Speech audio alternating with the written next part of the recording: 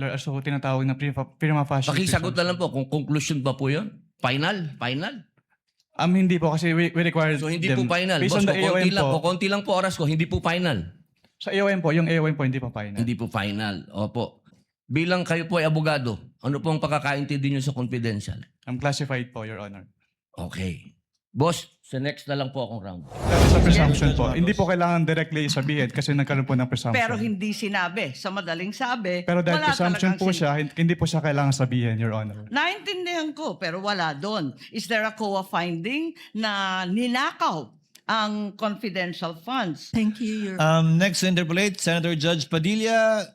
You may proceed when you're ready, sir. You have 2 minutes. Maraming salamat po, Ginoong tagapamahalang hukom. Meron lang po ako mga tanong. Maiksi lang po ito. Saan po kayo pinanganak?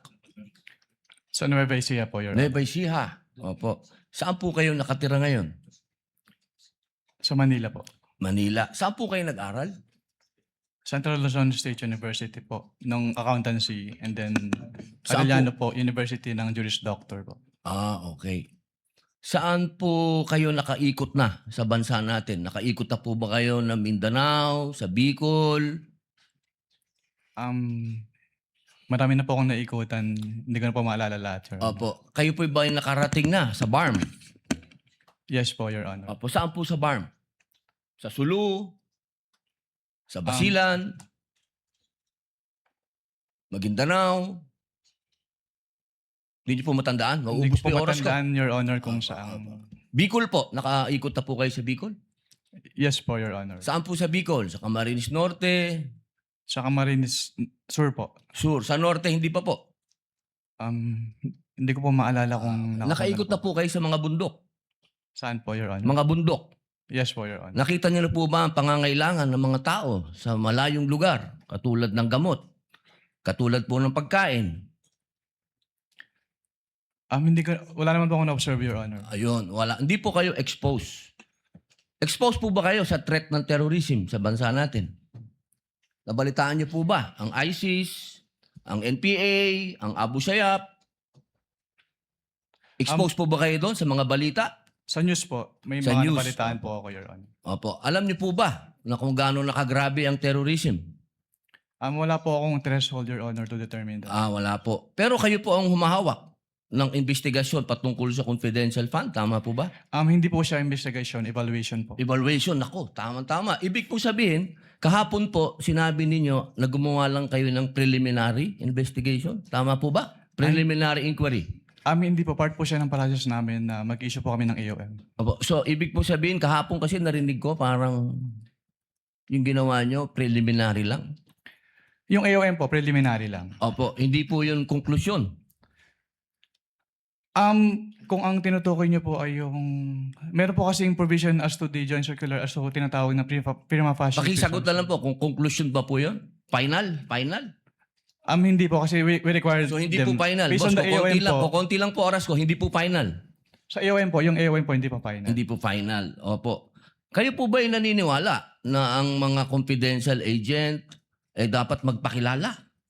Sabihin ng kanilang mga totoong pangalan? Wala pong provision as to that po sa joint circular, Your Honor. Opo.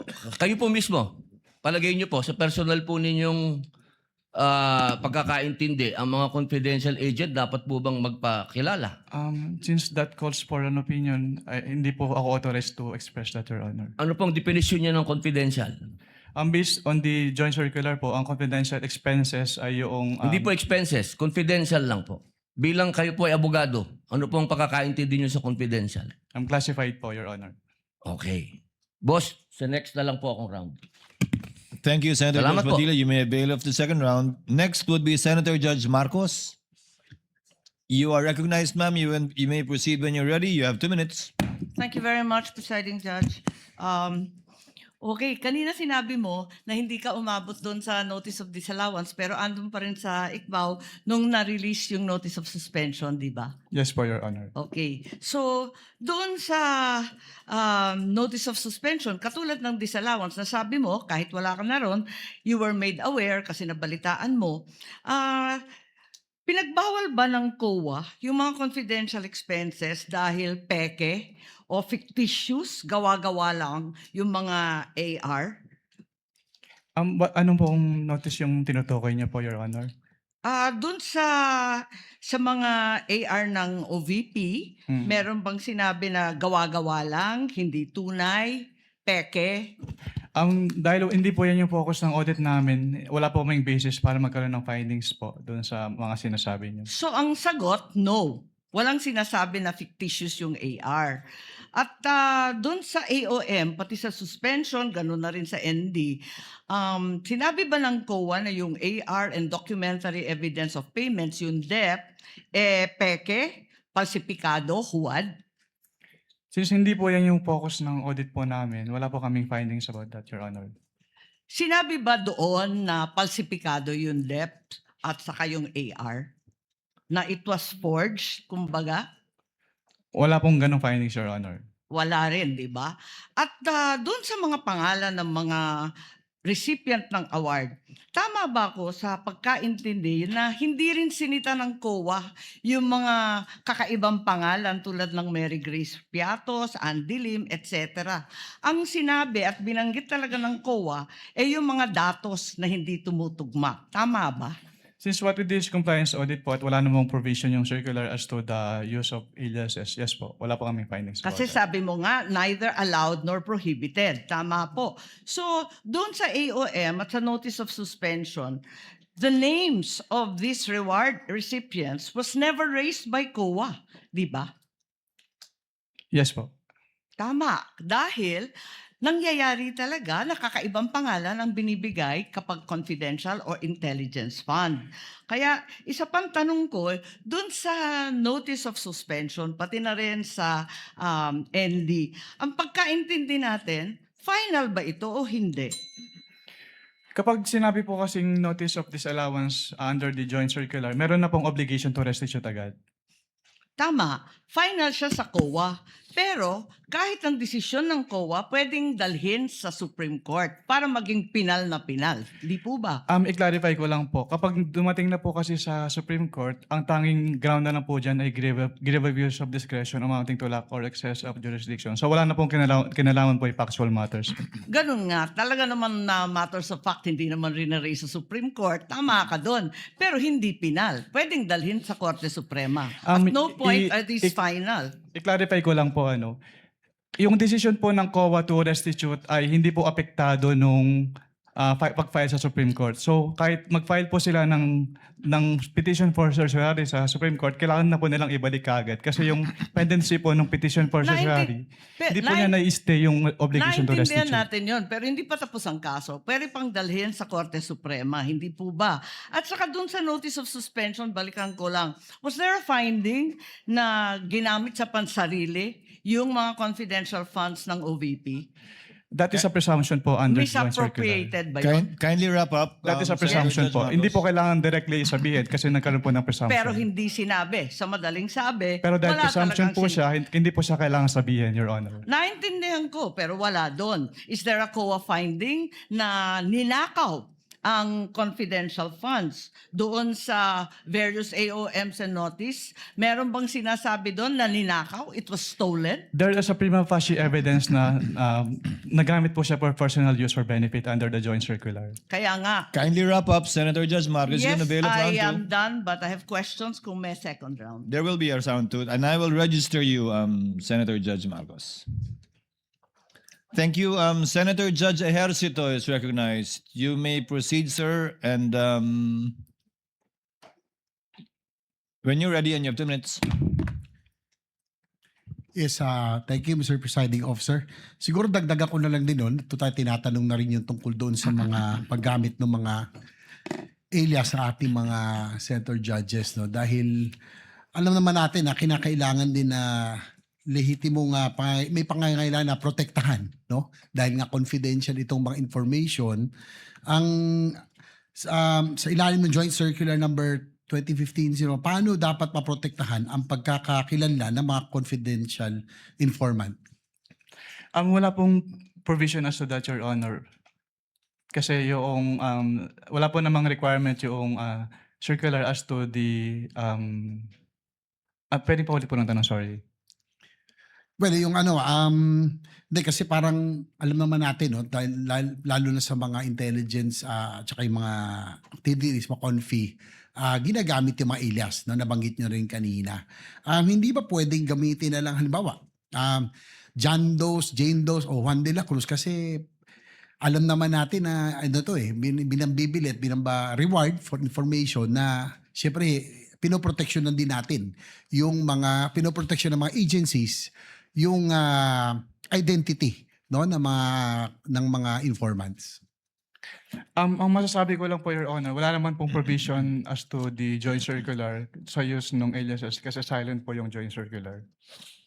So tanggap 'yon. Halimbawa nakita niyong medyo parang yung mga pangalan mukhang alias lang ay tinatanggap dahil pang intelligence gathering. We base lang po dun sa document submitted to us. So, kung wala pong naka-indicate dun sa document submitted to us na alias po yon, hindi po namin malalaman, Your Honor. Tapos meron ding dapat may coordination paggamit ng intelligence or confidential fund. May coordination with law enforcement agencies, tama po ba? Yes po, based on the joint circular po, Your Honor. So doon po, tanong ko lang po, meron po bang o may nakita po ba kayong naganap na coordination with the agencies, no? Of course, yung PNP, AFP, PDEA at iba pa, NBI na ginawa ang halimbawa OVP in this case sa kanilang paggamit ng confidential funds para sa sinasabi nilang confidential programs. Based on the documents submitted po sa ICPAO, wala po, Your Honor. Dahil sinasabi ng ng joint circular, kung di ako nagkakamali, na kailangan may proper coordination ang paggamit ng confidential funds with these law enforcement agencies. Yes po, based po on the joint circular, Your Honor. Isa ba ito sa mga findings ng COA sa IOM o sa audit observation memo or notice suspension or notice of disallowance na inilabas laban sa OVP, yung walang coordination? Wala po kaming naging findings about dyan, Your Honor. Last, Mr. Presiding Officer, doon sa course ng yung audit, Mr. Attorney Wamil, did you see any evidence o may ebidensya ba kayo na si Vice President personally ang tumanggap, ang nakakuha o nagbenepisyo doon sa Confidential Intelligence Fund? Based on the documents po, wala po, Your Honor. Wala po akong personal knowledge about that po. So para sa record, for the record, just last point, Mr. Presiding Officer, sa pagkakaroon o kawalan ng ebidensyang nagpakita ng personal na pagtamanggap na kinabang ba ang isang opisyal ng pamahalaan sa pondong bayan ay sapat na?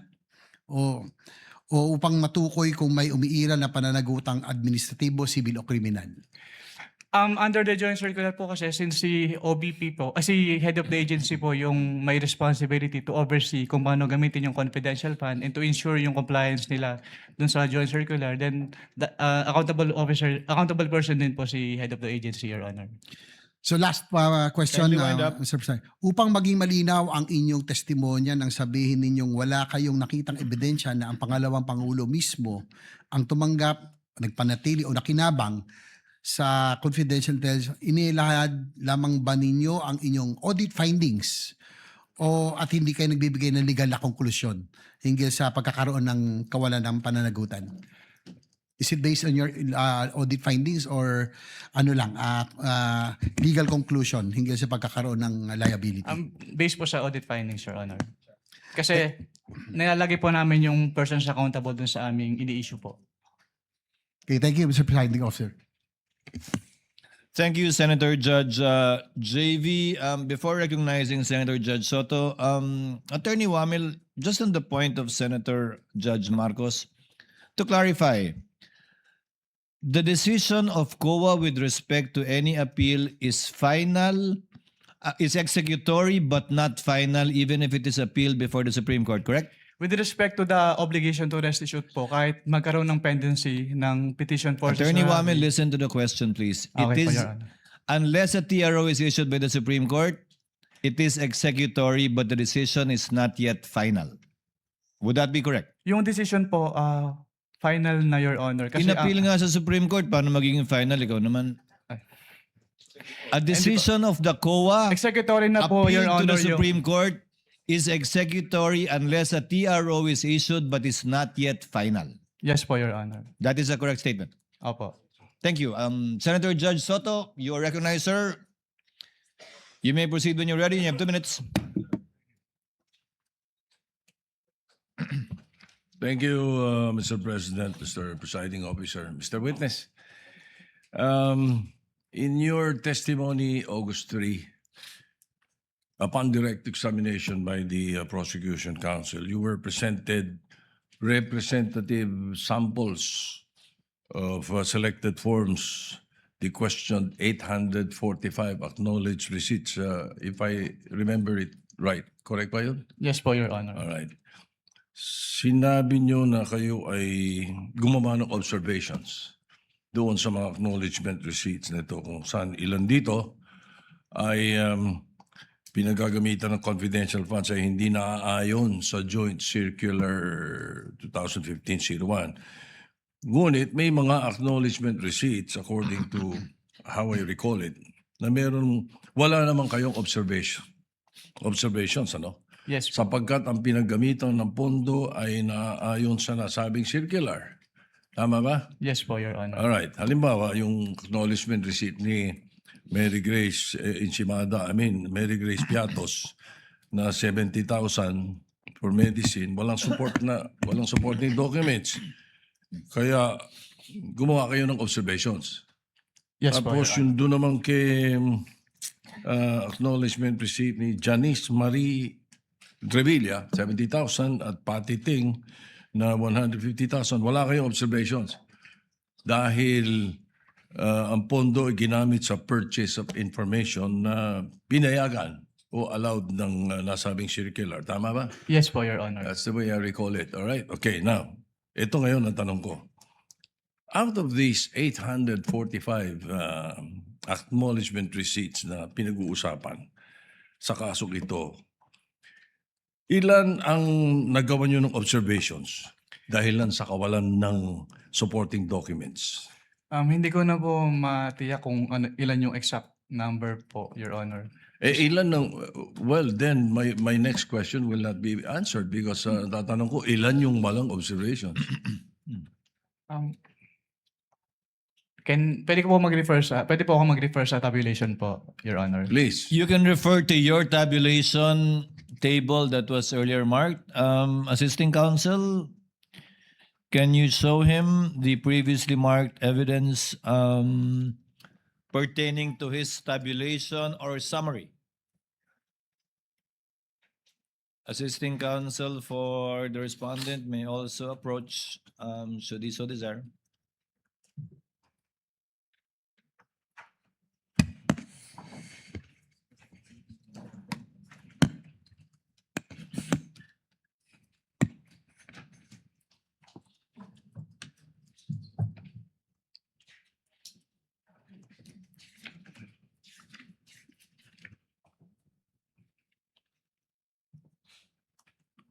Your Honor, I'll have to count po since wala pong summary dito. What do you mean? You have to count the 845. Yes po, Your Honor. Wala kang percentage man lang. Since personal notes ko lang po ito, Your Honor, raw tabulation lang po siya. So you would not have a, gaano katagal nga abutin niya kung bibilangin mo?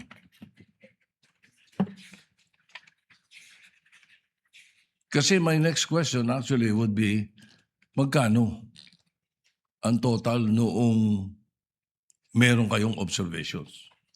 At magkano yung wala?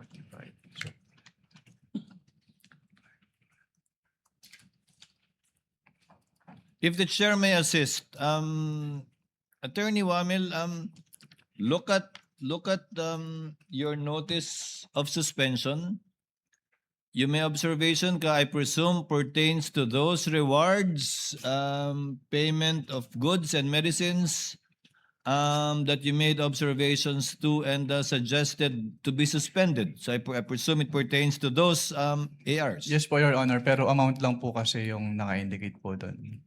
And the total is Sa 845, Mr. Presiding Officer, ilan ang total? Magkano? Magkano yung total? Sa 845. May I be allowed po to peruse po yung notice of suspension, you Your may refer to it. Papayag na kasi ako sa ballpark figure, basta't bigyan mo lang ako ng kasagutan. Anong total nung 845? Ano yun? 125 million? Out of the 125 million, ilan po?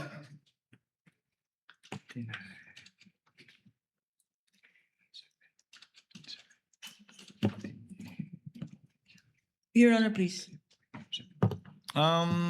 Let's wait for the witness counsel to answer. He's referring to your marked exhibit, the notice of suspension. I believe it's on the first page, Attorney Wamil. Sa first page po, with respect to the payment of rewards po, 59,787,000 pesos po, Your Honor. With other purchases naman po, umabot po siya ng around 15 million pesos, Your Honor. So ilan yung walang observations? Wala kayong observations. Bali, ang total po ng may observation namin ay around 75 million pesos po, Your Honor. 75 million sa may observations. So around 50 ang mga walang observations. Ganun ba? Yes po, Your Honor. And all right. So that is for the 125. Yes po, Your Honor. I don't have any time anymore. So it's okay. Thank you. Thank you, Senator Judge Soto. Senator Judge Lacson may proceed with his interjections when he's ready. You have 2 minutes, sir. Thank you, Mr. Presiding Officer. Good morning, Attorney Wamil.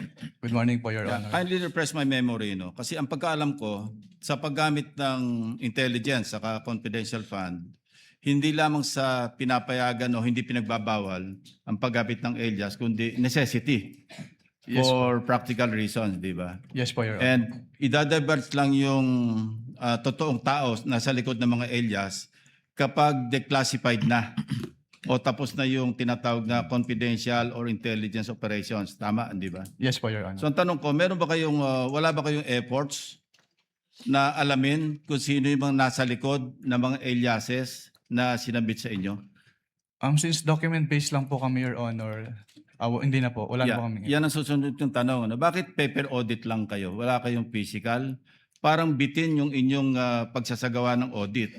Kasi paano nyo malalaman kung legitimate yung pumirma doon sa acknowledgement receipts kung hindi nyo inaalam kung meron bang totoong tao na nasa likod noong mga aliases na yon. Opo. Since what we do po in ICFAO po is compliance audit lang po, Your Honor. So kung ano lang po talaga yung provisions na nasasaad doon sa joint circular, yun lang po talaga yung ginagawa namin, Your Honor. That brings me to my next point. Baka pwedeng i-recommenda mo na i-amend nyo yung inyong JMC. Kasi parang bitin. No? In fairness to the concerned offices or persons na ino-audit, dapat kumpleto yung due process, hindi ba? Yes po, Kasi Your kung Honor. paper lang, magre-rely lang kayo sa mga submission, hindi nyo inaalam, you don't go further than that, di ba? Anyway, wala ka naman doon sa, hindi ka naman deputy commissioner pa o associate commissioner, so siguro, i-recommend mo na lang na i-amend yung inyong JMC.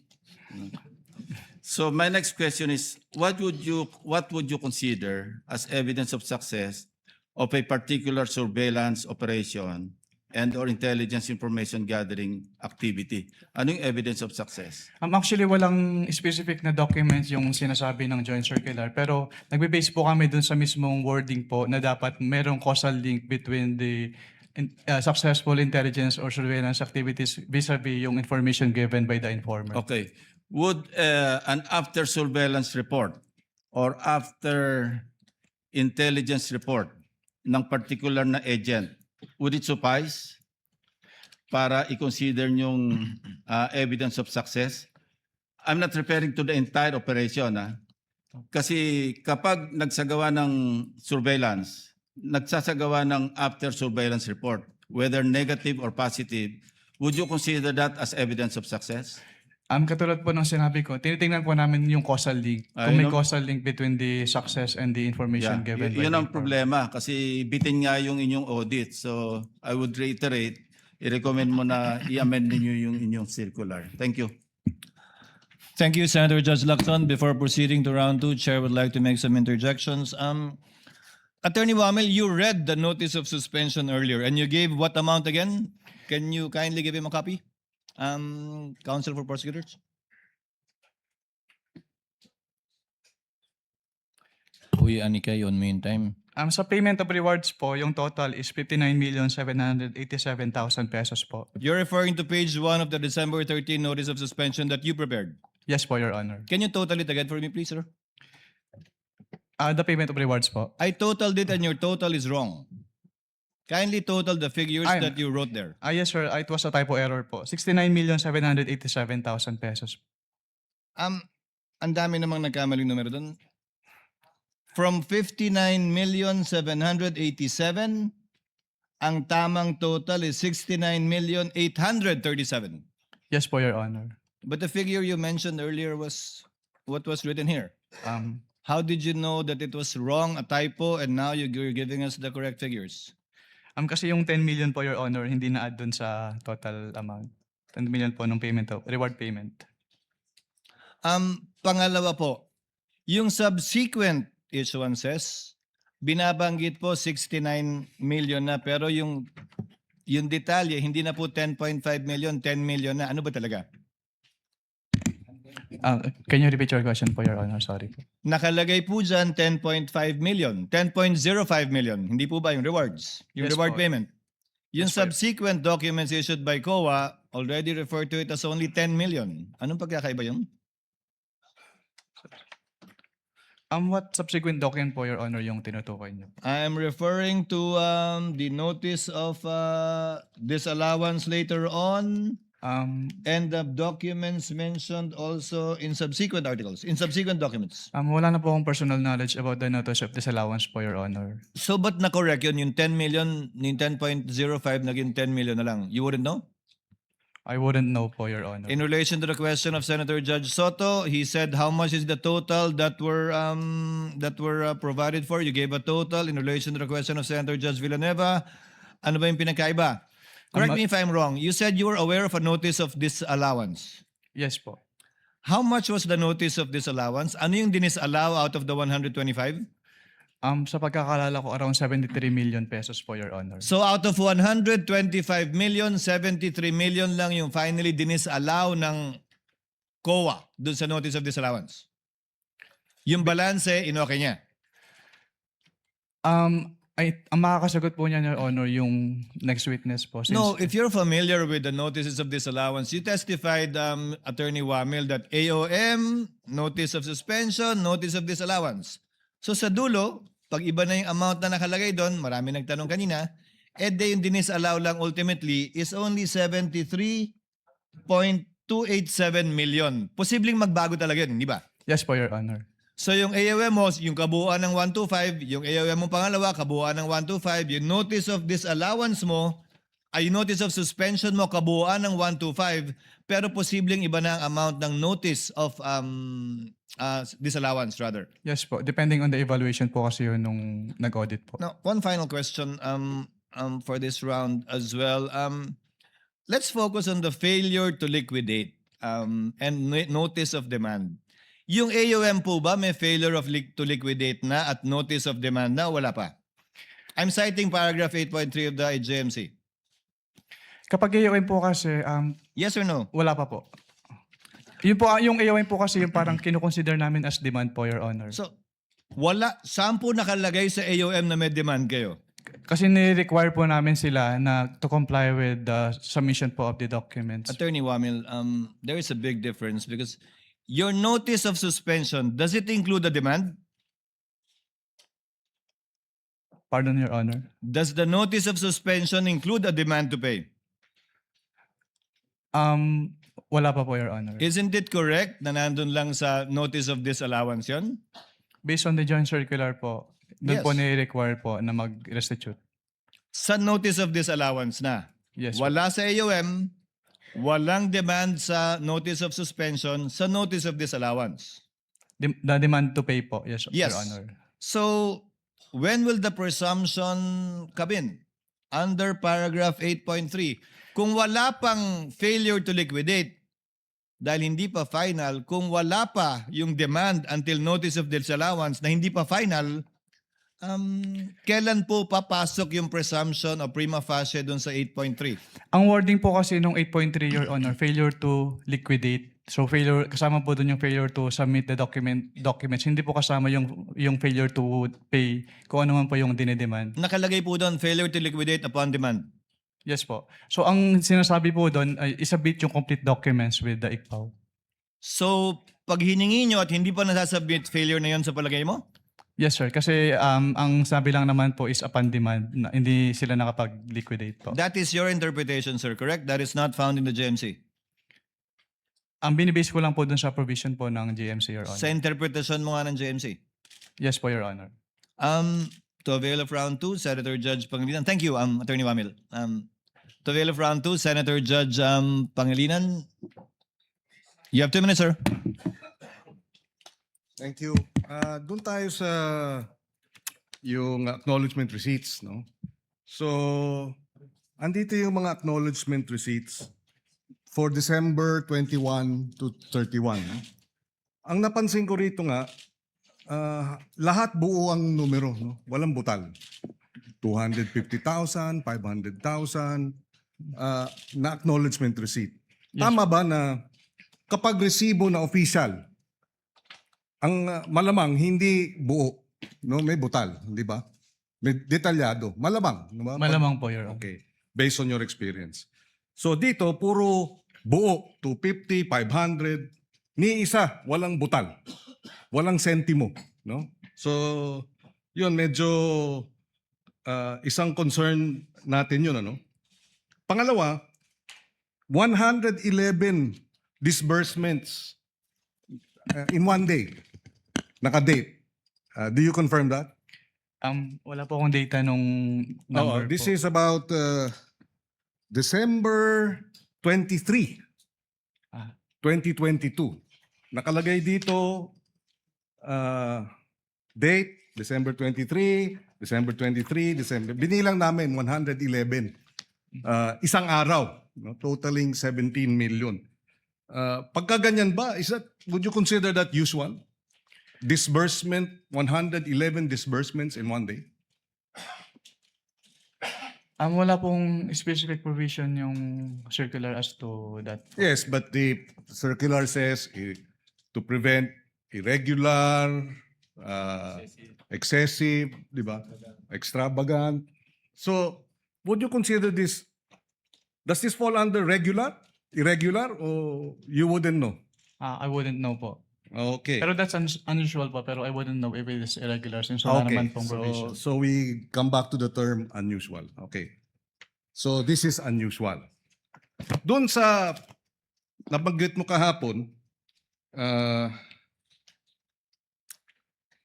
yung usapin nung meeting ninyo, yung audit query, nabanggit nyo na hiningi, di ba nagka-meeting kayo, nagkaroon ng audit query, hinihingi ang audit query sa halip na AOM, tama? Yes po, Your Honor. Okay. At hindi kayo pumayag?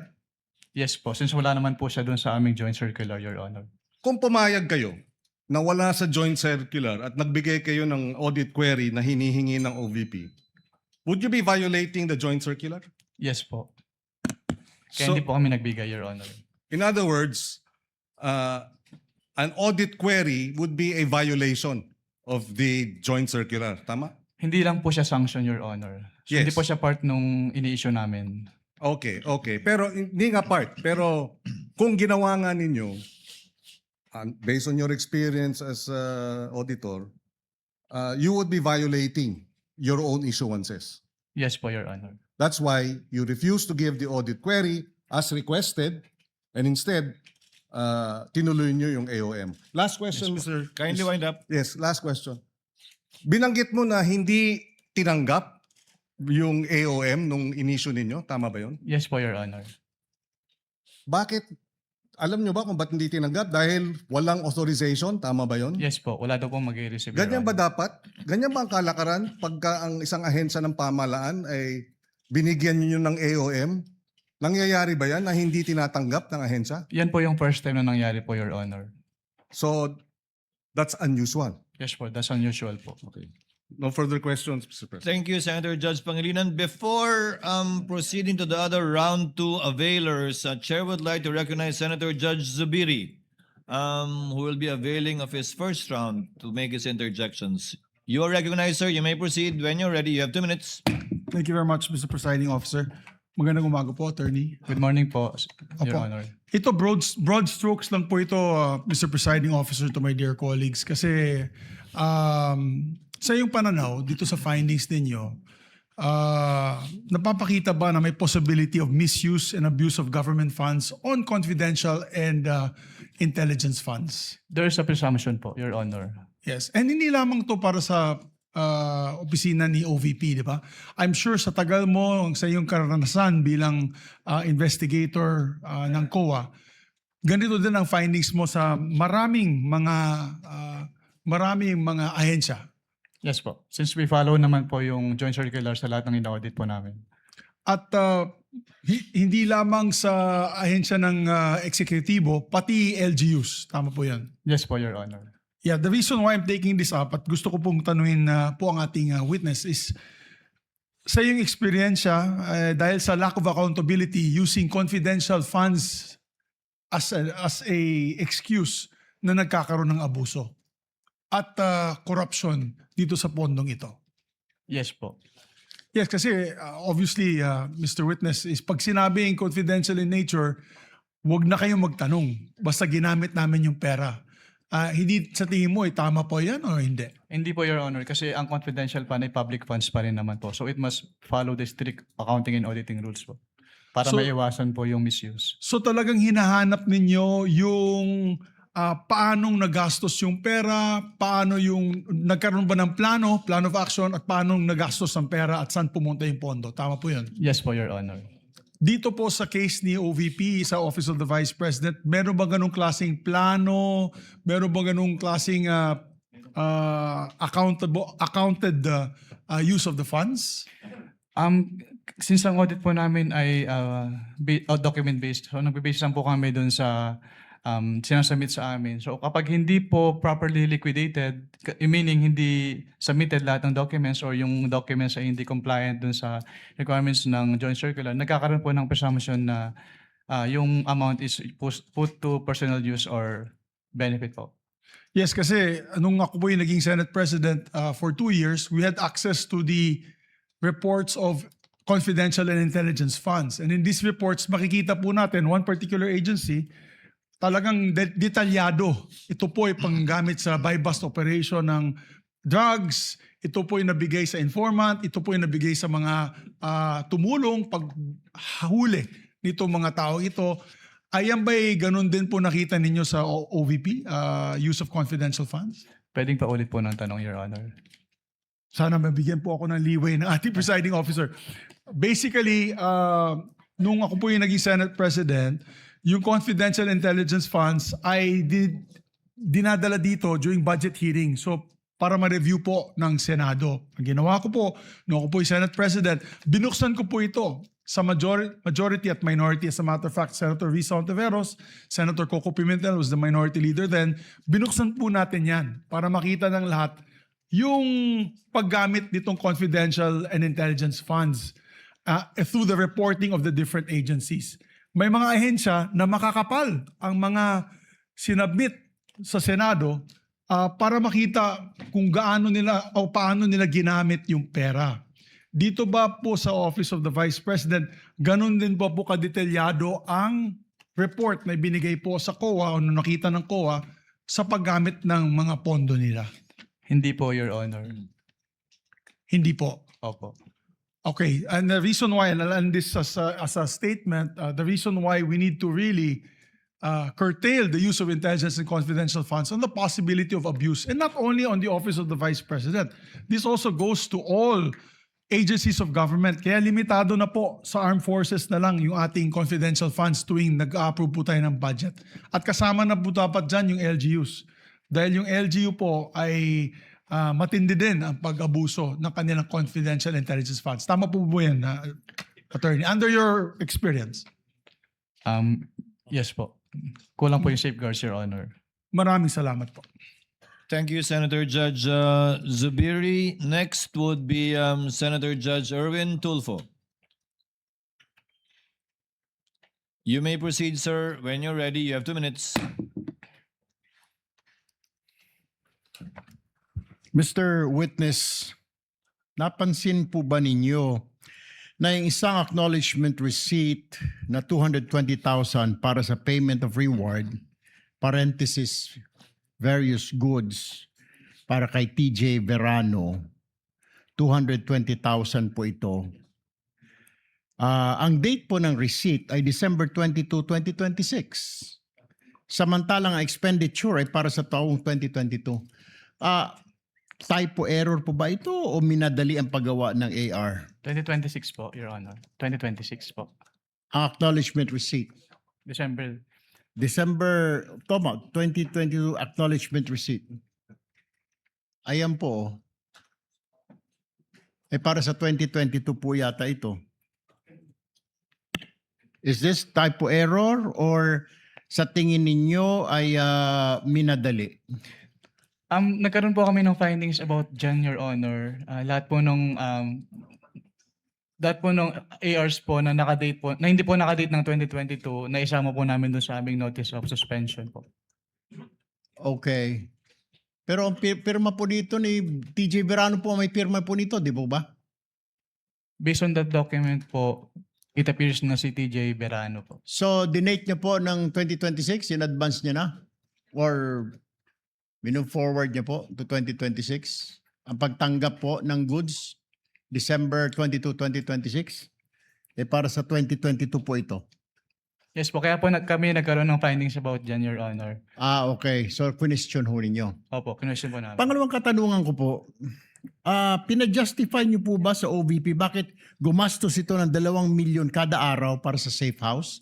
Ito po ba isang safe house lang o maraming safe houses? Sumagot po ba ang Office of the Vice President? Based on the documents submitted to us, hindi po namin madedetermine kung ilan yung safe houses na pinagamitan po.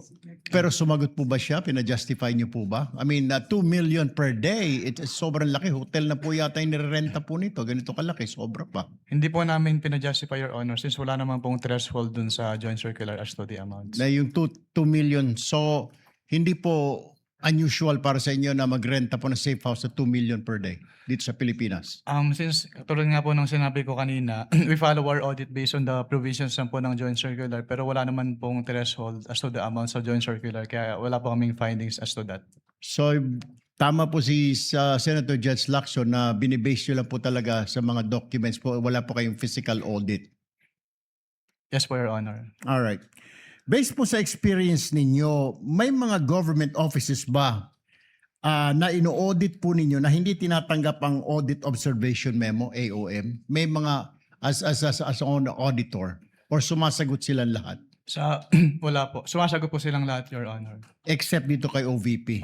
Hindi po tinanggap ni OVP yung aming first AOM nung nagka-temp po kami nung unang time po. All right. That's all, Presiding Officer. Thank you. Thank you. Chair would now like to recognize our minority leader, rather, Senator Judge Alan Cayetano, for his availment of the first round.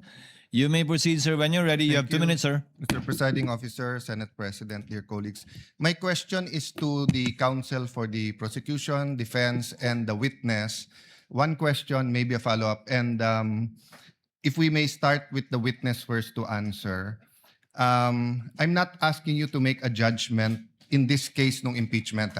So sa akin is answer the general question. So we've discussed in the last 2 days, diba, what is illegal expenditure, what is irregular expenditure, what is improper expenditure.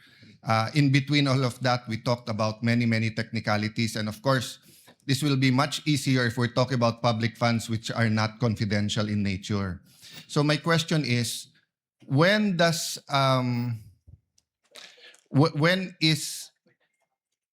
when we analyze the expenditure, when is it in the nature of an administrative problem na parang o mag-submit lang kayo, i-justify nyo to, o kulang lang ng dokumento, i-supply nyo to, and when does it go up to na criminal na in nature na sandali lang, may anomalya na dito, or we might file charges against you? Ano yung bar niyan, di ba? So sa mga senator judges na nanonood ngayon and sa publiko na nanonood ngayon, because nga confidential expenditures are in a class by itself, di ba? Peace and order is so important, security is so important. So I'm not referring to this case, ha? So I'm not asking you to make a judgment in this case, whether it's administrative, criminal. In general, as an auditor, then I'll ask the same sa prosecutor and sa defense. Witness, go ahead. In your words, no? Apo, kapag AOM po at NS, ni-require po namin sila na mag-submit ng documents. Pero kapag nag-ND na po, since there's an obligation to restitute, so ang remedy po nila is to settle the amount or to file an appeal with the commission proper. Yes, but even when you give them an ND to restitute, hindi nyo naman sinasabi pag restitute. Pwedeng restitute na mali paggamit, hindi yung binulsa mo yon, di ba? So at what point as an auditor do you say na sandali lang, criminal na to, may anomalya? Kasi pwedeng mali ang pinaggamitan kaya isoli nyo, but you're not accusing anyone of na binulsa niya. Well, sa circular naman po, merong presumption na tinatawag kapag hindi nakapag-liquidate na maayos yung agency, which is Yes, presumption of misuse or misappropriation. Yes, and that's a disputable presumption, right? It is a prima facie presumption. Yes, a prima facie presumption is a disputable presumption. It's not a conclusive presumption, meaning yung prima facie, so lilipat yung onus sa kabila na i-prove na mali. Tama? Yes po, Your Honor. Yes, so hindi pa yun yung hindi ka pa rin dumating dun sa point na yon na parang hindi, as far as COA is concerned, ninakaw mo to. Again, I'm not talking about this case in general. At what point nga will you have a final COA document saying na yon? Kasi pag sinabi mo lang restitute lang, it could be restitute because you didn't use it for what you were using it for. Based on the rules of COA po, since di ba i-appeal po yung, pwede bang i-appeal yung ND, at kapag naglabas si commission proper ng decision at hindi po nag-comply si agency dun sa decision, then pwede nang i-endorse with the ombudsman yung case for the filing of criminal Kindly wind up, charges. Senator So Judge Cayetano. I'm okay. I just want to hear the answer of both the With prosecution. the permission of Senator Judge Allen, asking the counsels for the parties that same question will already make them give their own versions of the law, which I think should be coursed through the witness, similarly to how you asked the question to the witness, instead of it being placed on the record based on their own points of view. Well, anyway, we will have 2 more COA witnesses, but I think Yes. to all of us who are neutral, that's the big question. At what line does it cross between nagkamali lang yung isang public official sa liquidate, and at what point is it criminal? And I just wanted to give, but if that's the I would be decision of the, clarifying that too during my second round. then I will leave it up to you, Mr. Presiding Officer. I apologize, the prosecution and the defense, you will not have a chance to answer that, but during the time of the presiding officer, you will be able to, or maybe even in the summation at the end. Thank you for your understanding, Senator Judge Allen. Senator Judge Soto for his interjection and availment of round 2. Thank you, Mr. Presiding Officer.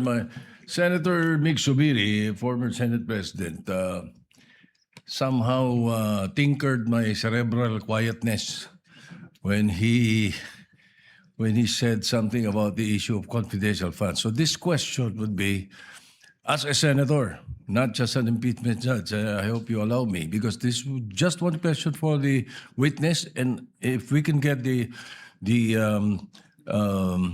prosecution panel and the defense panel to give their opinion. All right? Yung confidential word kasi, pag ginagamit, parang intelligence eh. Parang ganun din eh. Di ba? Parang sinasabi mo. So, it is abused. Bakit hindi sa budget nasusunod, and we want your opinion, para mas magko-conform sa circular nyo? Palitan natin. Huwag nang confidential na gamitin. Gamitin natin restricted funds or non-public funds. Ganun pa rin, di ba? Private but open. Naintindihan na nila na hindi confidential ito, na hindi ito pwedeng hindi nalaman ng publiko. Something to that effect. Just the opinion of the With the indulgence of Senator Judge Partners. Soto, it's good to stand up once in a while for being seated for a long time, but the chair will not allow counsels to respond and give their opinion on the matter and will simply allow the witness to answer, similar to the chair's ruling in relation to the query earlier of Senator Judge Cayetano. Yes, Attorney Wamil. Well, I submit that po to the commission on audit po. I am not authorized po to give an opinion as to that. That was the witness's answer. Senator Judge, Senate President Win Gatchalian is recognized for his interjections. Thank you, You may Mr. proceed when you're ready, sir. You have 2 minutes. Thank you, Mr. Presiding Officer. Thereafter, Senator Bam. So kindly Sundan ko prepare. lang po yung mga questions ni Senator Risa at ni Senator Ping doon sa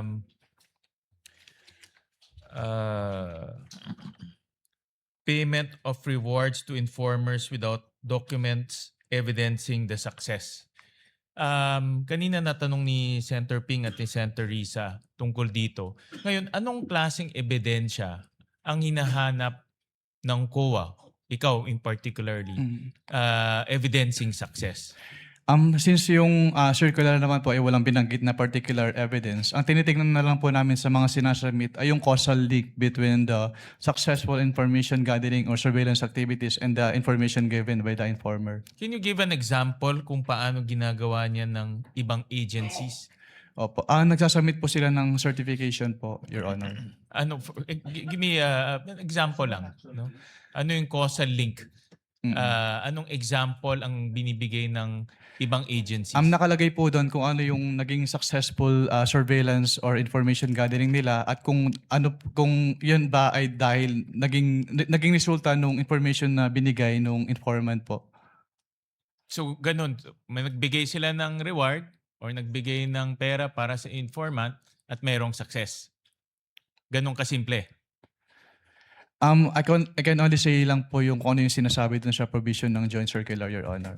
I'm referring to the other agencies because I want to understand bakit hindi sila, allegedly, bakit hindi sila nakasubmit. Anong ginagawa ng ibang agencies na audit mo? Hindi ko na po pwedeng i-disclose yan, Your Honor. But in simple terms, may reward at may success. Yes po. And dapat may pakita nila na it must be on the account of the information given po by the informer. Okay. And then meron akong in the documents that were provided sa amin, meron ditong document galing kay Colonel Raymond Lachica, a certification basically certifying, and this is for December 20 to 31, 2022. At nakasabi dito, no untoward incidents in the implementation of the Office of the Vice President programs, project activities, as well as engagement of the Office of the Vice President. Hindi ba itong certification, no untoward incident, nagbigay ng reward, hindi ba ito sufficient to say na successful? Hindi po, Your Honor, kasi hindi naman po pinakita dyan yung causal link between the successful intelligence gathering or surveillance activities dahil sa information na binigay ng informant. Kasi in my own analysis, merong reward na binigay, walang untoward incident. Opo. That is the end goal, peaceful. Opo. Bakit hindi ka tanggap-tanggap itong para sa'yo? Opo. Ikaw kasi nag-audit nito. Opo. Yun nga po, Your Honor, since we base our findings kung ano po yung wordings ng Joint Circular. So yun po yung tinitingnan namin, yung causal link between the successful information gathering and surveillance activities vis-a-vis yung information given by the informer. So dapat po maipakita. Who determines the causal link? Kasi that's very subjective, di ba? Opo. Dapat po maipakita nila yung But who determines? the auditor po. Which is ikaw in this case. Tama? Kapag sinamit po sa amin, Your Honor. Pero it is the, ano po, since it was the agency who gave the reward, so dapat maipakita po nila. Oo nga, but who determines that causal link? Sino ang nagde-determine na may link? Si auditor po. Which is ikaw nga, no? Kasi ikaw ang nag-audit nito, tama? Yes po, Your Honor. Okay. And dahil tinitignan ko parang mayroon naman certification, but I want to understand bakit hindi siya pumasok doon sa hinihingi mong dokumento. Opo. Hindi po kasi pinakita dyan, Your Honor, na yung naging result ay dahil sa information na binigay ng informer. Yun po kasi yung gusto naming makita. All right. Thank you. Thank you, Mr. Presiding Officer. Thank you, Senate President. Next to make his interjections would be Senator Bam Aquino, thereafter Senator Marcos. You may proceed, sir, when you're ready. You have 2 minutes. Maraming salamat. My question is for Attorney Poa.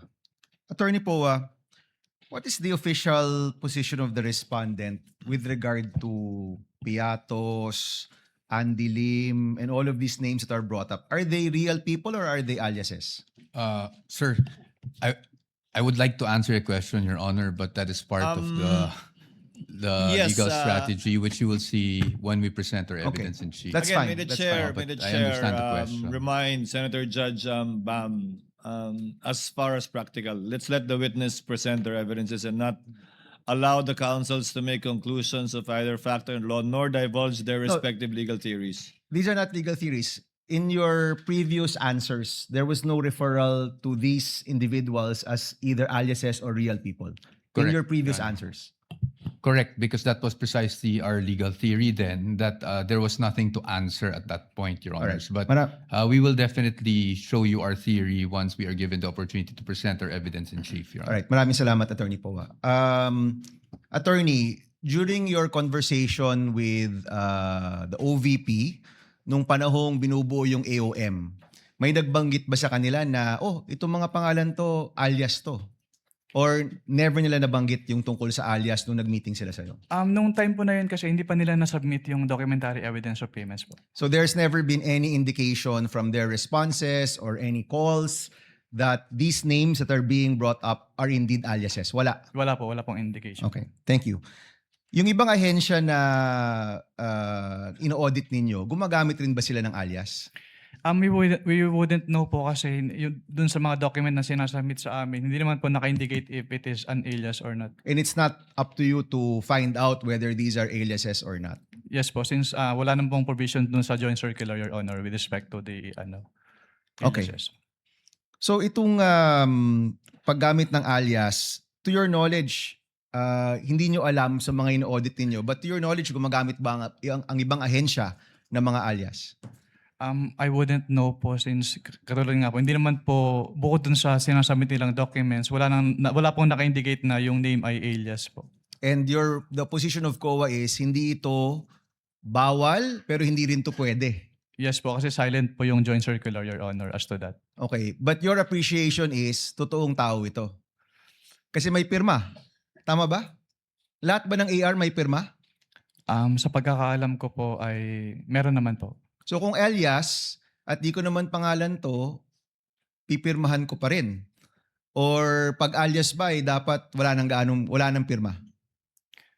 I wouldn't know po if it is an alias since wala naman po naka-indicate dun sa document that it is an alias po. Okay, and we'll give the defense their time later on during their part to talk about this more as part of their strategy. Sige, let me change topic. Ito yung mga tanong ni Presiding Officer, ni Senator Cayetano rin. Yung pag-escalate from AOM to notice of suspension, to notice of disallowance, to referral to the Ombudsman for cases. Years ba ito? Time ba ito? Oras ba ito? Ano yung decision point ninyo para iakyat to the next level yung or i-escalate to the next level yung mga utos ninyo? May clarify po kung ano po yung next level po. So from AOM to NS and NS to ND and ND to referral to OMB. Kapag AOM po, meron po silang 15 days to reply to the AOM. Tapos kapag hindi pa rin sila compliant with the findings po, that's the time that we issue a notice of suspension. At kapag naka-receive po si agency ng notice of suspension, meron po siyang 90 days within which to comply. Pero pag hindi po rin po sila compliant, then doon na po kami mag-i-issue ng notice of disallowance. Okay. in general, not the case of the OVP and DepEd, kapag may notice of disallowance na naniningil na kayo, di ba? Yes po. And the next step is to refer to the ombudsman. May remedy pa rin po naman si sa Okay, agency. paki-explain nga ano which ba is yung to remedy? settle, bayaran yung amount or to appeal Within? within 180 days po from the date of receipt po ng disallowance. Okay, so we will find out with the next witness when that notice of disallowance was at kung pasok pa rin sa 180 days. Kung wala pa rin sa 180 days, then you refer to the ombudsman? Yes po, kasi pag hindi po sila nag-appeal at hindi rin po sila nagbayad, nagiging final po yung decision and that's the time na we refer na po to the Office of the Ombudsman kapag hindi po sila nag-comply. At meron ka bang knowledge about the status of these disallowances right now? Wala po, since confidential po yan, hindi naman po yan ina-announce sa buong COA, so I wouldn't know po. So let me ask the prosecution, final question. Is that the next witness? Is that going to be the testimony of the next witness? Itong disallowance, 180 days na lumipas at kung may referral to the ombudsman? Yes, Your Honor. All right. Thank you, Mr. Presiding Officer.